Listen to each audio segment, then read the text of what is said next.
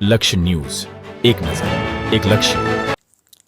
કમોસમી વરસાદ અને માવઠાએ હવે વિરામ લીધો છે. વિદાય વેળાએ જતા જતા ડભોઈ પંથકની અંદર ધીમે ધીમે ઠંડીની ઋતુનો પ્રારંભ થવા જઈ રહ્યો છે. ત્યારે વહેલી સવારે ડભોઈ બોડેલી રોડ ઉપર ધુમ્મસની ચાદર છવાઈ હતી, જેના કારણે વાહન ચાલકોની ગતિ ધીમી પડી હોય તેવા દ્રશ્યો સામે આવ્યા હતા.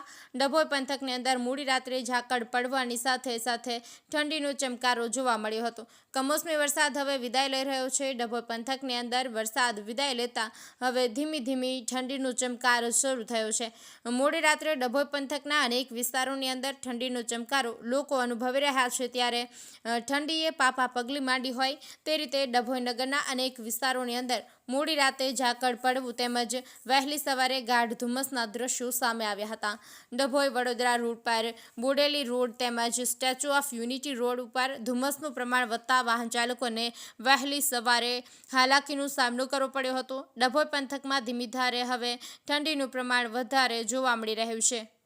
નિરંજન ચૌહાણ, ડભોઈ.